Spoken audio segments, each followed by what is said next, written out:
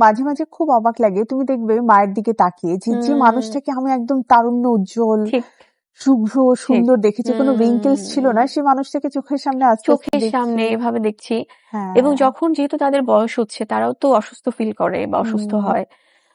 ওনাদের অসুস্থতা না মনে হয় কি নিজের শরীরের সাথে যে আল্লাহ আমার বাবা মাকে তো আমি সবসময় চাই যে তারা অনেক স্পোর্টি থাকুক, অনেক বেশি মানে আছে না যে আহ, তাদেরকে বয়স্ক দেখতে অসুস্থ দেখতে ভালো লাগে না। এখান থেকে আমি মানে আজকে প্রোগ্রামে কখনো ওভাবে বলা হয় না, কিন্তু আমি আমি আমার মাকে ভীষণ ভালোবাসি। আর বাবাকে মাকে মানে আমি অনেক ব্লেসড যে তারা সার্বক্ষণিক তোমার পাশে আছেন। রাইট, এটা যে কত বড় একটা সাপোর্ট।